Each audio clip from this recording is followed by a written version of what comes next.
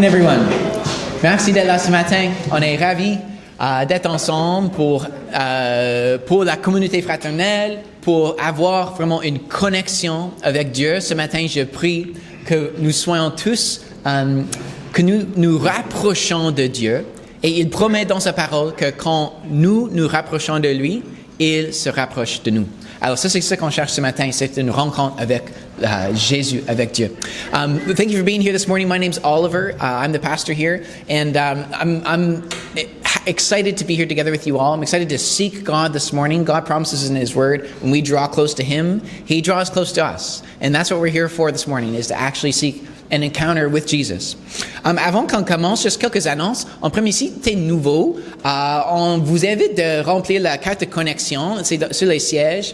Vraiment, l'idée, c'est juste de nous donner les informations, ton courriel, ton téléphone, pour qu'on peut t'envoyer les informations de ceux qui s'en viennent dans la vie de notre Église, les événements, les réunions, les choses comme ça. So, si tu es nouveau et tu veux en savoir plus à propos de notre Église et vous impliquer dans les événements, remplis-le et amène-le à la table de connexion en arrière. Et si tu le remplis, Alain va te donner un petit cadeau pour te remercier d'être là ce matin. So if you're new this morning, please fill out the connection card. Give us your information so we can send you information of what's coming up in the life of the church, events or meetings that are happening. So if you'd like more information or if you'd like to be part of what's going on, fill out the card, take it to Alain at the back at the end, and he'll give you a little gift to thank you for being here this morning. Aussi, on a quelques annonces ce matin. En premier, ce jeudi soir, c'est notre réunion de prière qu'on fait une fois par mois. C'est chez moi. Alors, si tu n'es pas sur la liste de courriels, remplis la carte et je vais t'envoyer mon adresse et l'heure. Je pense on commence à 19h. Alors ça, c'est vraiment une occasion juste de venir ensemble pour prier Dieu pour les besoins dans nos vies, l'œuvre de notre Église et aussi juste notre monde entier. So, je vous encourage d'être là jeudi soir. So we've got our monthly prayer meeting Thursday night at my house. If you're not on the email list, fill out the card so that you can get my address. It'll be at 7 o'clock, and it's a time just to get together to ask God to work in our lives, in the life of our church, and in our world. Puis deuxième, c'est que la semaine prochaine, c'est notre banquette de bénévoles. Notre banquette de bénévoles, c'est pour célébrer les bénévoles, mais vraiment pour célébrer ce que Dieu fait dans notre Église à travers le peuple. OK? Alors, ce qu'on va célébrer, c'est, on va regarder de toute l'année qu'est-ce que Dieu a fait. On va célébrer les choses vraiment que Dieu a fait. C'est vraiment incroyable toutes les choses qu'il a fait dans la dernière année. Alors, on veut vous inviter de célébrer avec nous. Alors, si tu fais quoi que ce soit comme bénévole sur n'importe quelle équipe, même si tu l'as fait juste une fois, on veut t'inviter de venir au banquet de bénévoles. Scan le QR code parce qu'aujourd'hui, c'est la date limite de t'inscrire. Parce qu'on va faire une souper ensemble, tout ça, c'est juste business casual. On va juste manger du pizza. Peut-être je devrais dire pas juste. Peut-être que vous êtes comme, hey, pizza, yeah, okay, then I'm coming. Mais on a besoin des noms. On a besoin de savoir qui vient. So, scan le QR code et RSVP pour qu'on sache combien de personnes viennent. So, next Sunday night is our volunteer banquet. If you serve in any way in our church, even if you just served once, we want you to be there so that we can celebrate not just what you guys are doing, but really to celebrate what God has been doing in the life of our church through His people. And so it's going to be a celebration. We're going to do all kinds of things. It's going to be fun. We're going to have pizza together. It's like business casual attire, not super, super fancy this year. But we do need to know how many people are coming. So please scan the QR code and RSVP so that we have an accurate number. La dernière chose que je veux dire avant qu'on commence, avant qu'on chante, c'est si tu veux soutenir notre ministère financièrement, il y a une boîte d'offrandes en arrière. Tu peux donner avec physiquement, mais si tu veux donner par e-transfer, le courriel, c'est la diap@sbchurches.com. Et vraiment, juste, je vous invite, comme on a discuté la semaine dernière à propos de la sainteté dans nos finances, c'est que l'argent est un outil pour servir les autres, pour subvenir aux besoins de nos familles, mais là pour servir les autres. Et je vous encourage que je crois que l'œuvre que notre Dieu fait à travers notre Église, dans la ville, c'est vraiment incroyable. C'est vraiment une joie de participer dans cette œuvre. Alors, je vous encourage de soutenir cette œuvre avec vos finances, si vous faites partie de notre Église. So, if you would like to give this morning and support the work that God is doing through the life of our church, there's an offering box in the back, or you can give by e-transfer. And like we talked about last week in the message about our finances, money is a tool for meeting the needs of our family, and then for helping others. And I do really believe that God is doing incredible work through the life of our church in the city to help people in all kinds of ways, and particularly to help people experience Jesus and to discover Jesus. And so if you're part of our church and you'd like to support that work financially, I encourage you to find a way to give either in person or online. Alors, c'est tout pour les annonces. Je vous encourage de vous lever et on va chanter ensemble. Amen. Tournons nos cœurs vers le Seigneur. Turn our hearts toward the Lord. Alors, Seigneur, on est ici en ta présence. Lord, we're here in your presence. On est ici pour te faire de la place. We're here to make place for you. So, Seigneur, prends toute la place dans nos cœurs aujourd'hui. Lord, take all the room in our hearts On today. veut te glorifier par nos vies, Seigneur. We want to glorify you by our lives.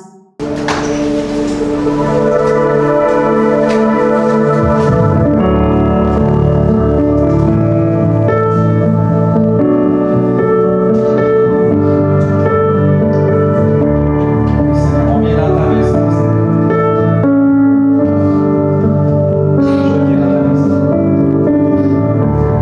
Je viens dans ta maison.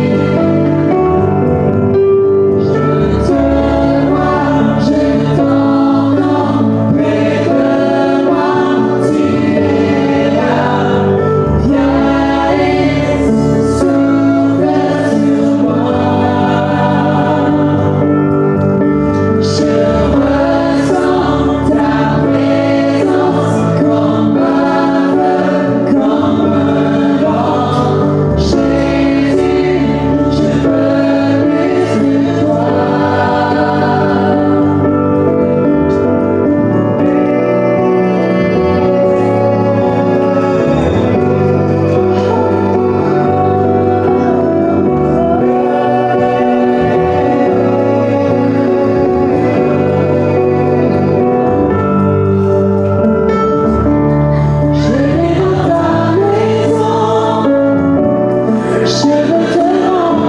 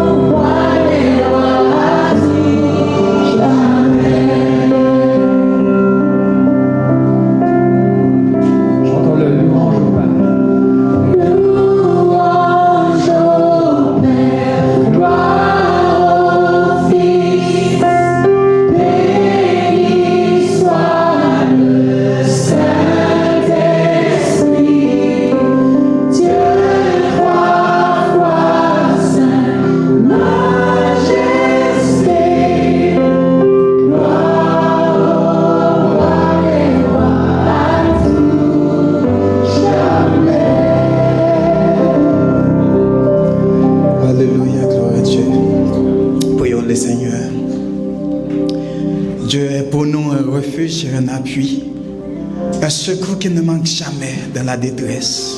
C'est pourquoi nous sommes sans crainte quand la terre est bouleversée et que les montagnes chancellent au cœur des mers. Quand les flots de la mer mugissent et écument, se soulèvent jusqu'à faire trembler les montagnes. Il est un fleuve dont les courants réjouissent la cité de Dieu, le sanctuaire des demeures du Très-Haut. Dieu est au milieu d'elle, elle n'est point ébranlée. Dieu la secoue dès l'aube du matin, des nations s'agitent, des royaumes s'ébranlent, il fait entendre sa voix. La terre se fond d'épouvante, l'Éternel des armées est avec nous, et le Dieu de Jacob est pour nous une autre retraite. Venez contempler les œuvres de l'Éternel, les ravages qu'il a opérés sur la terre. C'est lui qui a fait cesser les combats jusqu'au bout de la terre. Il a brisé l'arc, il a rempli la lance. Il a consumé par le feu les chars de guerre. Arrêtez et sachez que l'Éternel est Dieu. C'est lui qui nous a fait et nous lui appartenons. Nous sommes son peuple et le troupeau de son pâturage. Entrez dans ses portes avec des louanges, dans ses parvis avec des cantiques. Célébrez-le, bénissez son nom, car l'Éternel est bon. Sa bonté dure toujours et sa fidélité de génération en génération. Non pas à nous, Éternel, non pas à nous, mais à ton nom donne gloire, à cause de ta bonté et à cause de ta fidélité. Nous sommes humblement prosternés à tes pieds ce matin pour te remercier. Oui, Seigneur, à toi seul, nous donnons gloire. À toi seul, Seigneur, nous t'exaltons. Merci pour ce bon moment, pour ce superbe moment, Seigneur, que tu nous donnes, juste pour faire rehausser ta gloire, pour faire connaître que tu es Dieu, toi seul, Seigneur. Merci, merci, merci, Seigneur. Et ce matin, Seigneur, nous te demandons pardon parce que nous reconnaissons que nous sommes des pécheurs. Nous te demandons, s'il te plaît, si en quelque sorte, le péché que nous faisions, Seigneur, nous te demandons pardon, Seigneur. Et nous remettons ce matin, nous demandons, Seigneur, de prendre contrôle de notre église, l'église de Dieppe, Seigneur. C'est ton église, fais ce que tu veux, Seigneur. Que ton Esprit Saint soit au contrôle, Seigneur. Nous voulons voir ta gloire, Seigneur, à chaque instant, Seigneur, que nous sommes assidus à tes pieds, nous voulons voir ta gloire. Oui, Seigneur, fais ce que tu veux ce matin. Reçois l'adoration parce que tu es le roi de gloire. C'est toi seul, Seigneur Dieu, qui mérite l'honneur et l'exaltation. Et ce matin, Père de gloire, nous te demandons, s'il te plaît, de toucher, Seigneur Dieu, chaque personne qui sont ici présentes. Nous voulons, Seigneur Dieu, sentir ta présence. Fais-nous sentir ta présence, Seigneur. Agis en nous, Esprit de Dieu. Oh, Esprit de Dieu, agis. Agis en nous, Seigneur, ce matin. Agis. Nous ne pourrions faire rien sans toi, Seigneur. Sans ton Esprit Saint, Seigneur, nous ne pouvons rien faire. Saint-Esprit, agis dans ton église. Agis ce matin. Seigneur, je prie, Seigneur, pour notre pasteur, sa famille. Je prie pour les enfants. Je prie, Seigneur, pour tous les ouvriers qui donnent cœur et âme pour faire continuer ton œuvre, Seigneur, pour faire avancer ton œuvre. Seigneur, donne-nous de l'espérance, plus de conviction et pour avancer, Seigneur. Et nous avons, Seigneur, tant de choses. Lorsque nous vivons sur cette terre, il y a oui, comme tu nous dis, c'est pas aussi facile, mais je crois, avec Dieu, nous ferons des exploits. Et je prie, Seigneur, pour chacun de nous, Seigneur, quel que soit ce que nous sommes en train de faire, pour que nous fassions du succès ce matin. Parce que toi, Dieu notre Père, et c'est en toi que nous croyons, et nous croyons, Seigneur, lorsque nous te demandons quelque chose qui te fait plaire, oui, Seigneur, nous recevons. Merci d'avance, Seigneur. Et je prie spécialement, Seigneur, pour la famille Richard et Nadia, et sa fille, Seigneur, qui a un souffle cardiaque. Seigneur, toi qui es le Dieu de guérison, le guérisseur par excellence, ce matin, je te demande, s'il te plaît, de toucher sa petite fille ce matin.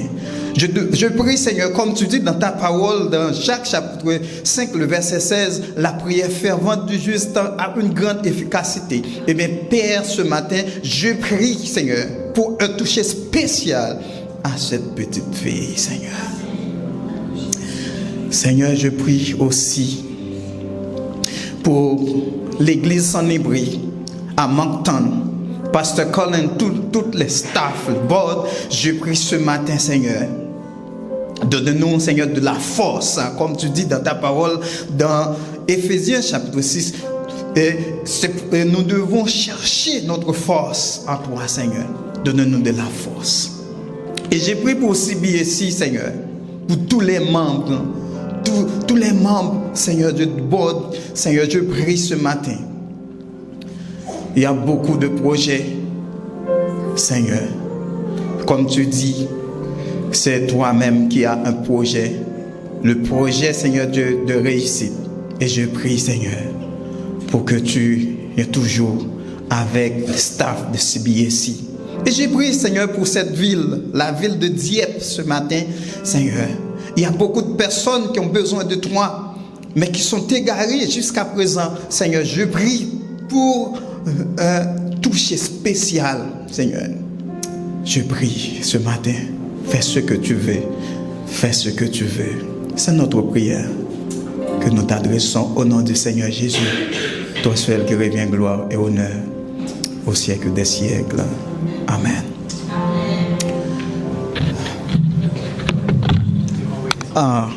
Alors, les enfants peuvent regagner leur place ainsi que leur moniteur aussi. Merci.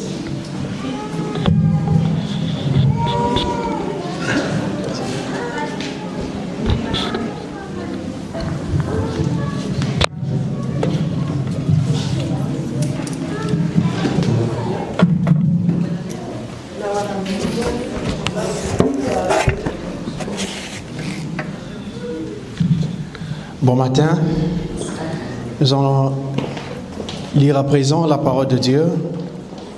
Nous avons deux passages, Éphésiens chapitre 4, verset 29 à 32, et puis nous prendrons Éphésiens chapitre 5, verset 1 à 4.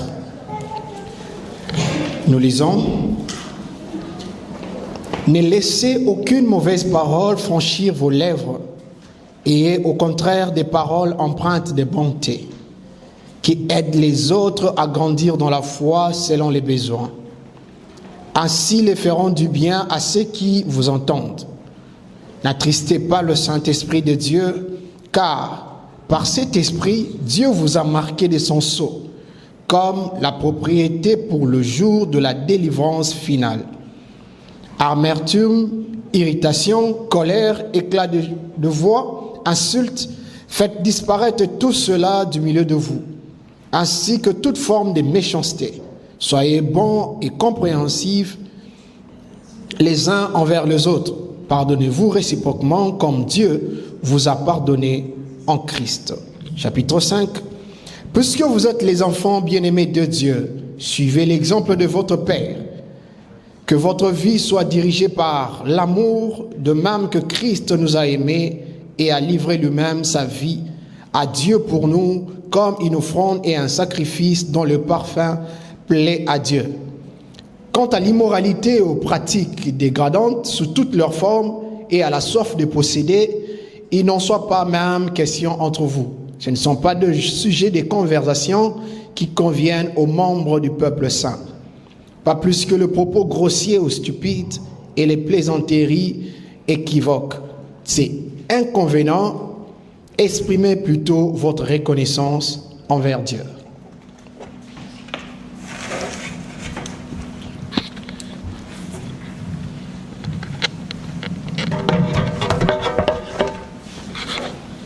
Good morning. The scripture reading is taken from Ephesians chapter 4, verses 29 to chapter 5, verse 4. Do not let any unwholesome talk come out of your mouths, but only what is helpful for building others up according to their needs, that it may benefit those who listen. And do not grieve the Holy Spirit of God, with whom you were sealed for the day of redemption. Get rid of all bitterness, rage, and anger, brawling and slander, along with every form of malice. Be kind and compassionate to one another, forgiving each other, just as in Christ God forgave you. Be imitators of God, therefore, as dearly loved children, and live a life of love, just as Christ loved us and gave himself up for us, as a fragrant offering and sacrifice to God. But among you there must not be even a hint of sexual immorality or any kind of impurity or of greed, because these are improper for God's holy people. Nor should there be obscenity, foolish talk, or coarse joking, which are out of place, but rather thanksgiving. May God bless the reading of his word. Merci, Kim et Alain. For those of you who French isn't your first language, we have a translation service that will be running during the service. If you scan the QR code, you should be able to get it in English or Spanish, I think. Otherwise, the English should be up on the screen as subtitles. If you lose it during the service, there's a QR code on a card at the back if for some reason it crashes. Okay, so un des choses drôles d'être pasteur, c'est quand on rencontre les gens pour la première fois et dans un contexte hors de l'Église. Et on parle pendant quelques minutes avant qu'ils réalisent que nous sommes pasteurs. Et là, à un moment donné, quand ils découvrent que je suis pasteur, comment ça change. Alors, par exemple, la première fois que je suis allé à mon barber en Nouvelle-Écosse, elle parlait pendant les premières 10 minutes et elle n'utilisait pas les paroles saintes, disons.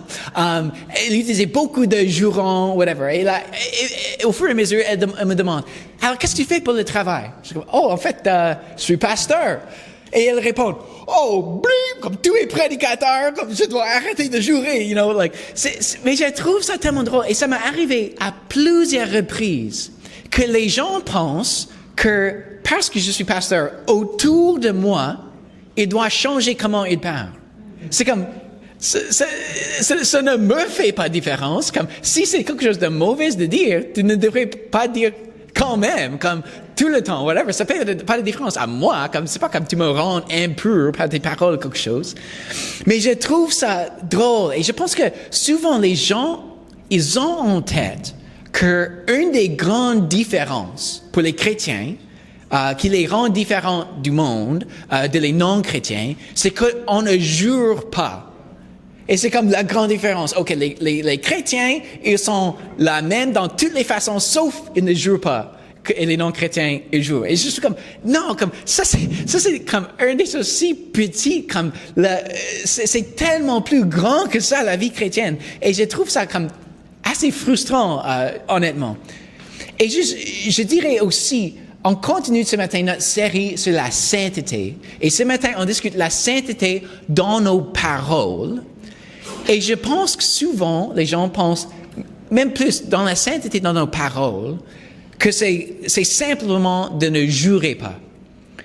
Mais dans le passage qu'on a lu, Paul donne plusieurs façons que nos paroles devraient être différentes, que nos paroles devraient être saintes. Il a dit, ne laissez aucune mauvaise parole franchir vos lèvres. Alors ça inclut de ne jurer pas, mais c'est beaucoup plus grand que ça. Ayez au contraire des paroles empreintes de bonté qui aident les autres à grandir dans la foi selon les besoins. Ainsi, elles feront du bien à ceux qui vous entendent. D'éviter aucune mauvaise parole, c'est beaucoup plus grand que les jurons. En fait, il demande une question plus profonde. Est-ce que ça aide? Est-ce que les paroles édifient? Et sinon, ne le dis pas. Et il donne des exemples. en verset 31. Amertume, irritation, colère, éclat de voix, insulte, faites disparaître tout cela du milieu de vous, ainsi que toute forme de méchanceté. Et puis en verset 3 à 4 de chapitre 5, quant à l'immoralité et aux pratiques dégradantes sous toutes leurs formes et à la soif de posséder, qu'il n'en soit pas même question entre vous. Ce ne sont pas des sujets de conversation qui conviennent aux membres du peuple saint. C'est intéressant. Il mentionne, on ne devrait pas même discuter ces choses-là. Évidemment, Paul vient de les discuter. Il vient de les mentionner. Alors ça, c'est pas ce qu'il a en tête quand il dit cela. Je pense que ce qu'il dit, c'est que on ne devrait pas en discuter l'immoralité, la soif de procéder, de discuter dans la façon comme de le considérer, de le discuter comme que c'est quelque chose à considérer pour nos vies. Non, on peut pas même considérer de vivre comme ça en tant que chrétien. Il n'y a pas de question. Là, il continue en verset 4. Pas plus que les propos grossiers ou stupides et les plaisanteries équivoques. C'est inconvenant. Exprimez plutôt votre reconnaissance envers Dieu. Alors ici, le mot grec qu'ils traduisent comme plaisanterie équivoque, c'est un mot qui veut dire une sorte de blague grasse ou risquée. Alors ça, c'est ce que Paul disait ici. La sainteté dans nos paroles, c'est beaucoup plus grand que jurer ou de ne pas jurer. C'est d'éviter toutes sortes de paroles qui dégradent les relations.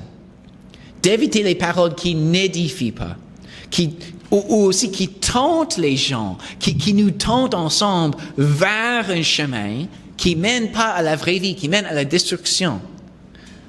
Aussi, c'est d'éviter les paroles qui n'honorent pas, mais qui causent les gens de mal voir les autres. Il y a beaucoup de proverbes dans la Bible et d'autres passages qui mentionnent, qui nous donnent une mise en garde contre les ragots, le gossip et la calomnie ou le slander. La calomnie, c'est de mentir à propos de quelqu'un et de dire quelque chose de négatif à propos d'eux qui n'est pas vrai, et donc de détruire leur réputation. Les ragots, par contre, c'est de partager les informations qui sont possiblement vraies, mais c'est les choses négatives à propos de quelqu'un qu'on devrait garder à nous-mêmes. Et on partage les ragots pour diminuer la réputation de quelqu'un. Alors, toutes ces choses font partie de la sainteté dans nos paroles. N'est-ce pas que ces choses sont des tentations, comme surtout dans les autres environnements, dans l'environnement à l'école ou au travail, de participer dans les blagues grasses, right? C'est difficile parfois d'être cette personne qui dit comme, non, c'est pas approprié, on ne devrait pas blaguer comme ça. Ou d'exprimer la colère et l'amertume. Parfois, ça sort, c'est difficile de contrôler. Ou parfois, on est tenté de permettre nos cœurs de considérer l'immoralité et la soif de posséder, de les considérer comme, est-ce que ça pourrait être peut-être une source de vie? Est-ce que ça pourrait me combler? Mais on sait que ce n'est pas vraiment, on sait que ça ne nous mène pas dans la bonne direction, mais parfois on est tenté de le considérer, que ça soit quelque chose qu'on discute. N'est-ce pas aussi qu'on est tenté de participer dans les ragots, soit de les partager ou de les entendre? Parfois, ça nous excite d'entendre quelque chose de juicy sur quelqu'un. Il y a une proverbe juive ancienne qui n'est pas de la Bible, c'est d'une autre source juive ancienne, et ça dit ceci: les ragots détruisent 3 personnes. La personne à propos de qui on parle, celui qui partage le ragot et celui qui écoute. Alors évidemment, la personne à propos de qui on parle, sa réputation est blessée. Mais aussi, celui qui partage les ragots, leur cœur est tordu par le plaisir qu'on tire quand les gens nous écoutent avec attention, mais pour une mauvaise raison. Ça déforme notre cœur. Et en plus, ça détruit nos relations. Parce que ça fait que les gens ne nous font pas confiance. Parce que si on partage les ragots avec eux, à propos de quelqu'un d'autre, ils ne peuvent pas nous faire confiance, parce que là, comment est-ce qu'ils ne savent pas si on va partager les ragots à propos d'eux avec quelqu'un d'autre, right? Alors ça juste détruit les relations. Ça détruit la confiance. Et finalement, celui qui écoute est blessé parce que la façon qu'on aperçoit les autres est diminuée, la confiance est brisée, et aussi il y a un sentiment de culpabilité d'être un spectateur sans intervenir et sans défendre son ami. La sainteté dans nos paroles nous appelle à éviter toutes ces choses-là. Pas juste les jurons, mais toute parole qui n'édifie pas, toute parole qui divise, toute parole qui diminue la réputation des autres au lieu de les honorer. Alors, le côté positif, l'aspect positif de la sainteté, c'est qu'on devrait honorer, qu'on devrait édifier. Alors, c'est pas juste qu'est-ce qu'on devrait éviter, mais qu'est-ce qu'on devrait faire, qu'est-ce qu'on devrait prononcer. Alors, oui, les paroles qui édifient, qui encouragent les autres, qui célèbrent et honorent les forces des autres, qui reconnaît les contributions des autres. C'est une des raisons qu'on fait le banquet des bénévoles la semaine prochaine. C'est qu'on veut montrer l'honneur envers les uns les autres. On veut célébrer la bonté. On veut reconnaître les contributions que les gens fassent.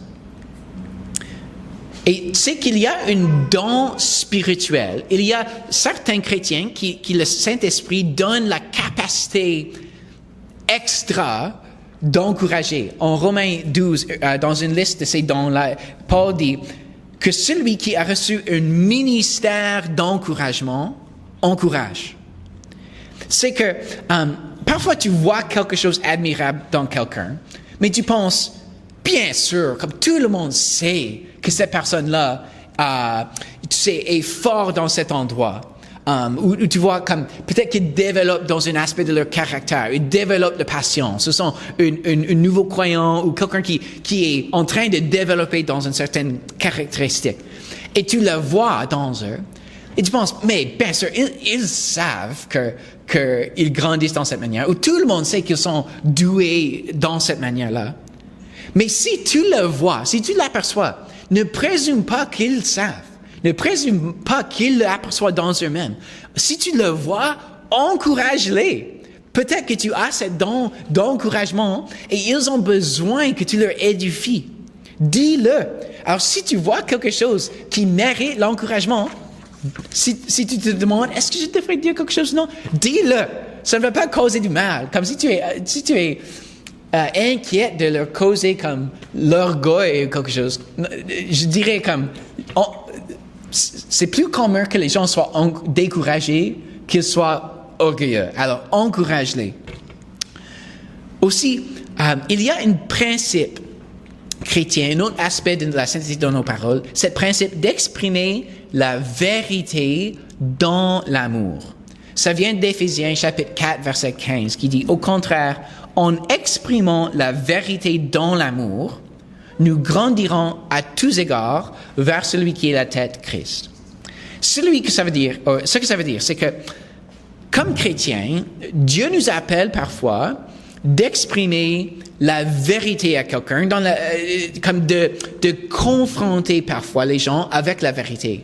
Parfois de confronter les péchés dans quelqu'un, que quelque chose qu'il fasse n'est pas bon.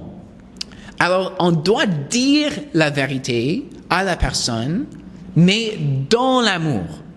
Ce que ça veut dire, c'est pas de dire avec une attitude de supériorité, de ne pas les confronter pour leur mettre à leur place. C'est qu'on exprime l'amour en leur disant la vérité parce qu'on veut les aider à grandir. On veut les aider de ressembler plus à Christ. C'est une expression d'amour. C'est une fois quand j'étais adolescent, j'ai fait un petit voyage missionnaire avec le groupe de jeunesse. Et on est venu, en fait, ici à Hillsborough. J'habitais en Nouvelle-Écosse. Je suis venu ici à Hillsborough pour un petit voyage de jeunesse missionnaire. Et j'ai rencontré une fille que je connais pendant une semaine. Et là, quand je suis retourné chez moi, immédiatement, on commençait de se fréquenter, mais on habitait comme à 2 heures de loin. Et ni l'un ni l'autre, on était comme 13, on pouvait pas conduire, mais on était ensemble, right? Et Et je la connaissais pas du tout, comme je connaissais pendant juste une semaine. Elle disait, ah oui, comme je t'aime, whatever. Et mon beau-frère, il était comme, il m'a pris pour un petit drive, il était comme, look, non, tu ne l'aimes pas, tu ne le connais pas, comme, ça c'est stupide, whatever. Et j'étais comme, non, tu ne sais pas, whatever, right? Mais, dans le fond, comme j'ai réalisé, il disait la vérité parce qu'il voulait m'aider. Comme il disait la vérité parce qu'il voulait me garder de la blessure que ces genres de relations causent, comme de m'aider à me maturer dans cet aspect de ma vie. Alors parfois c'est difficile de recevoir, mais quand on partage, quand on a besoin, quand on voit quelque chose dans la vie de quelqu'un avec qui on a une relation proche, dans l'Église, quand nous sommes une famille ensemble, parfois on voit les choses et on ne veut pas que ces personnes-là suivent un chemin qui mène à la déception, qui suit à la destruction. Alors, on est appelé de dire la vérité, mais dans l'amour, right? Alors, ça c'est essentiel, un aspect de notre parole. On ne peut pas juste garder à nous-mêmes toujours. Si on ne dit pas la vérité quand ils ont besoin, ça pourrait les causer du mal. Alors, c'est la sainteté dans nos paroles, de dire la vérité quand c'est nécessaire, mais dans l'amour. OK. So, voilà un peu de qu'est-ce que ça ressemble la sainteté dans nos paroles, un peu d'une liste de fais pas ceci, mais fais cela. Mais pourquoi est-ce que c'est important? Pourquoi est-ce que ça change des choses? Pourquoi est-ce que c'est vraiment essentiel dans nos vies? Alors, j'ai expliqué déjà le proverbe juif qui dit que les règles blessent 3 personnes.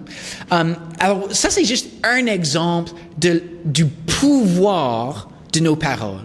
Il y a aussi un proverbe américain qui se tire du Spider-Man. Vous le connaissez? Un grand pouvoir implique une grande responsabilité. C'est un proverbe de Uncle Ben. Alors, nos paroles, ils ont un grand pouvoir. Dans un autre proverbe, cette fois de la Bible, Proverbe 18, 21 dit ceci. La mort et la vie sont au pouvoir de la langue. Qui aime se répandre en paroles mangera les fruits qu'elles auront produits. La langue, c'est-à-dire ce qu'on dit, a du pouvoir. Elle peut causer la mort ou elle peut causer la vie. Nos paroles peuvent détruire ou elles peuvent édifier. Donc, exprimons la vie. Ça, c'est pourquoi c'est important, c'est qu'on a le pouvoir dans nos paroles. Et ça implique chaque aspect de nos vies, comme dans notre famille. J'ai déjà mentionné, comme au travail et à l'école, bien sûr, on devrait s'exprimer la vie, on devrait encourager les autres. Mais dans la famille, chez nous, dans nos foyers, c'est peut-être l'environnement la plus puissant où on voit l'importance de nos paroles. Cette vérité, c'est tellement clair dans la vie familiale. N'est-ce pas que nos paroles à nos enfants et à nos conjoints ont du pouvoir de la mort et de la vie? Est-ce que tu t'exprimes la vie sur ta famille? Ou est-ce que tu prononces la mort? Est-ce que dans la façon que tu parles à tes enfants ou à ton conjoint, est-ce que tu édifies? Ou est-ce que tu critiques encore et encore? Est-ce que tu encourages tes enfants? Ou est-ce qu'il y a toujours quelque chose qu'ils auraient fait de mieux? Je trouve ça difficile. C'est comme, wow, tu as fait un bon job, mais ceci, comme dans ton comme dessin, c'est très beau, mais c'est comme, non, elle a 5 ans, elle a 3 ans, comme, juste encourage-les. C'est tellement facile de toujours voir ce qui n'est pas parfait, ou comment ils n'arrivent pas. Mais est-ce qu'on prononce la vie? Est-ce qu'on encourage? Et les maris, est-ce que tu t'exprimes la vie à ta femme? Est-ce que tu lui dis qu'elle est belle? Est-ce que tu lui dis que tu l'aimes? Tu sais, il y a l'histoire de le mari et la femme qui sont venus pour le counseling. Et elle dit au pasteur comme, j'aimerais qu'il dise qu'il m'aime plus. Et le mari dit, ben, je t'ai dit que je t'aime à notre mariage, et si ça change, je vais te dire. Et c'est comme, on a besoin d'entendre ces choses plus, pas récemment, plus souvent, right? Est-ce que tu es reconnaissant? Est-ce que tu dis à ta femme que tu es reconnaissant de l'avoir comme ta femme? Quel est celui que tu adores? Que tu es ravi de l'avoir comme ta femme? Que tu es chanceux de l'avoir comme ta femme? Est-ce que tu lui montres que tu aperçois tout l'effort qu'elle fait dans son travail ou à la maison? Que tu vois son effort et que tu l'apprécies? Et les femmes, est-ce que tu t'exprimes que tu es fier de ton mari? Il y a un principe commun, ce n'est pas le cas pour tous les couples, mais il y a une tendance que les maris ont besoin de le respect et les femmes ont besoin de l'amour. Ils sont semblables, les deux sont une expression comme de l'amour. C'est une distinction peut-être que le respect et l'amour sont un peu différents. Mais je dirais comme, pour moi et Lindsay, c'est rare que je me sens vraiment comme j'ai besoin de l'empathie.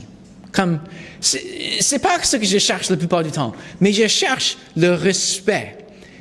Alors, je suis vraiment touché, je suis vraiment ravi quand elle m'édifie, quand elle montre avec ses paroles qu'elle me respecte. Comme quand j'ai gradué récemment, c'était comme, OK, well, whatever, j'ai terminé l'école, c'est bon. Mais Lindsay, la façon qu'elle a exprimé, comme, wow, comme, c'est vraiment quelque chose, une réussite. C'est vraiment quelque chose que tu as accompli. Je suis comme, oh, hey, merci. Comme, elle m'a vraiment montré qu'elle me respectait et ça m'a fait comme beaucoup de bien. Ça m'a vraiment édifié. Alors, les femmes, est-ce que vous exprimez la vie sur ton mari? Est-ce que tu t'exprimes le respect? Parce que la mort et la vie sont au pouvoir de la langue. C'est quand la Bible décrit comment Dieu a créé le monde. Il l'a fait par sa parole. En Genèse 1, chapitre 1, verset 1. Au commencement, Dieu créa le ciel et la terre. Or, la terre était chaotique et vide, les ténèbres couvraient l'abîme et l'Esprit de Dieu planait au-dessus des eaux. Et Dieu dit alors que la lumière soit, et la lumière fut. Le pouvoir de la création était dans la parole de Dieu, et le pouvoir de la création de l'univers entier. Quand Dieu parle, ses paroles ont le pouvoir de créer la vie. Et quand Dieu nous a créés dans son image, il nous a donné un peu de ce pouvoir-là. Il nous a donné un peu de ce pouvoir pour gouverner le monde, comme c'est représentatif. Alors, quand on parle, nos paroles aussi, ils ont le pouvoir de la vie ou le pouvoir de la mort. Alors, exprimons la vie et non pas la mort. Édifions les uns les autres.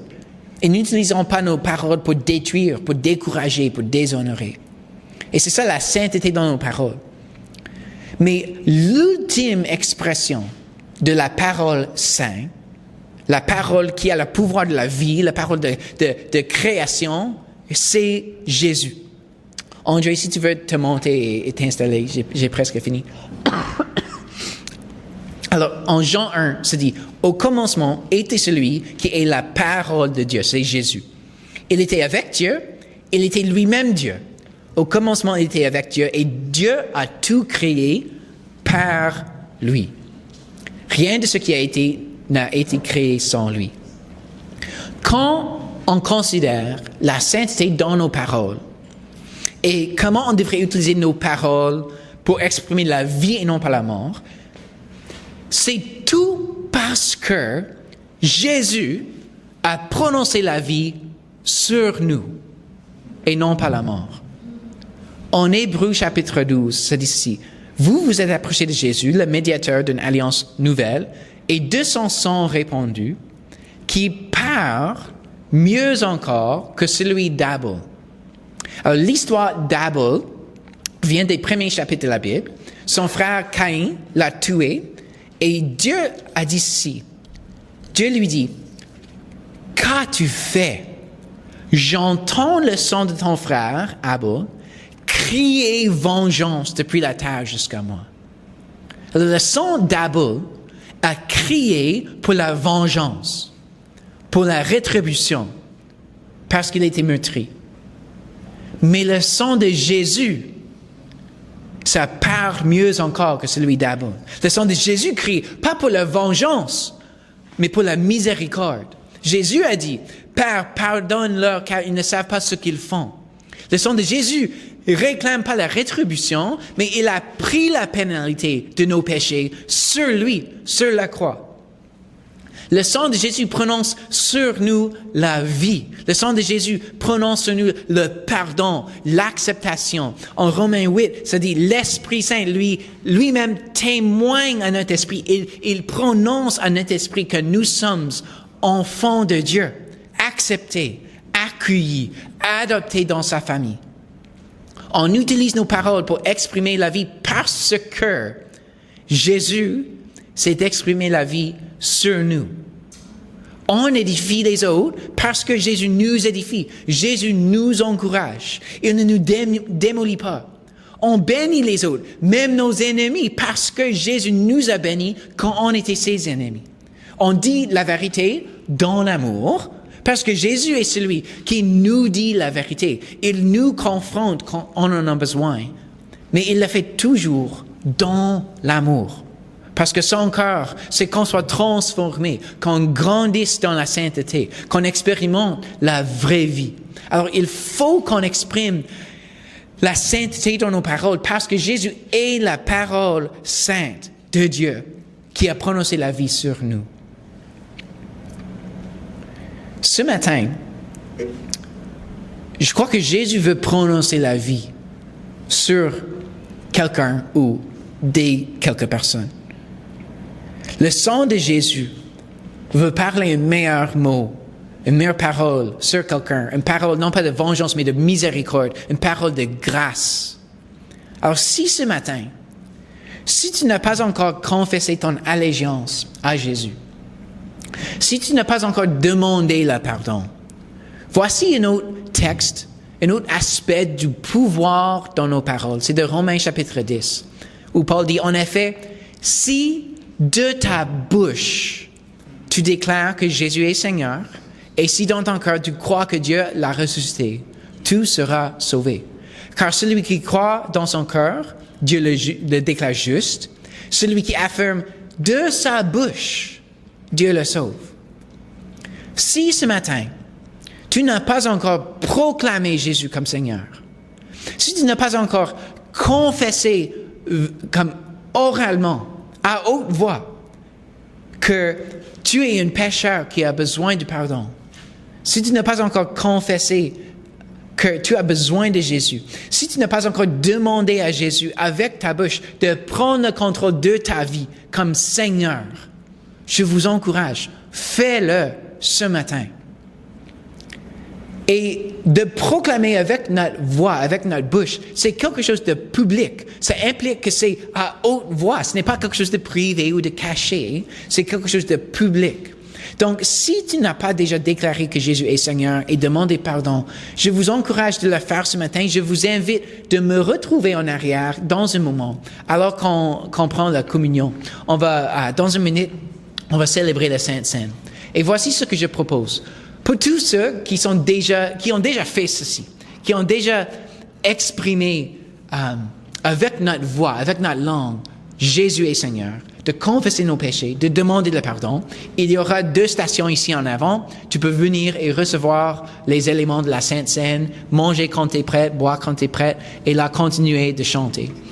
Mais si ce matin, si pour la première fois, tu veux faire cela, si tu n'as jamais fait ça auparavant, de confesser à quelqu'un de ta bouche, avec ta langue, que tu veux suivre Jésus, que tu as besoin du pardon, je serai en arrière avec ma station de communion. Retrouve-moi là et je vais t'aider à exprimer cela à Dieu avec tes propres paroles. Je vais te guider, mais tu dois l'exprimer à Dieu toi-même avec ta langue. Alors, retrouve-moi en arrière. Je vais t'aider à exprimer ça à Dieu et puis de servir la communion. Parce que la communion nous rappelle le sang de Jésus et le corps brisé de Jésus. Le sang qui parle un meilleur mot qui parle mieux encore que le sang d'Abel, qui prononce sur nous, pas la mort, pas la vengeance, pas la rétribution, mais la grâce, mais l'acceptation de Dieu, le pardon. Alors recevons le symbole du sang de Christ ce matin. Je vais prier et puis je vous encourage de me retrouver en arrière si tu veux prier ensemble. Alors Seigneur, merci pour ta sang qui exprime sur nous le pardon, la grâce, la miséricorde, que par ton sang, par ta mort sur la croix, que tu déclares, Dieu, pardonne-leur. On reçoit ton pardon ce matin. Pour tous nous autres qui ont déjà accepté le pardon de Christ, Seigneur, que tu nous rapproches de toi, que tu nous transformes de plus en plus dans la sainteté dans nos paroles, que tu transformes la façon qu'on utilise la langue pour la vie et non pas pour la mort. Et je prie, Seigneur, s'il y a quelqu'un ici ce matin qui n'a pas encore accepté ton pardon, qu'il le fait ce matin, qu'il ait le courage pour le faire publiquement, pour proclamer, pour confesser Jésus comme Seigneur et se soumettre à toi comme Seigneur. Ouvre leur cœur dans ce moment, Seigneur, et montre-leur que tu l'aimes, que tu as fait tout ce qu'il faut pour qu'ils soient pardonnés, rachetés et adoptés dans ta famille. Dans ton nom de Jésus, je prie. Amen. Alors, lorsque les gens ici sont prêts en avant, viens y recevoir la communion. Et si tu veux me retrouver en arrière, je serai là.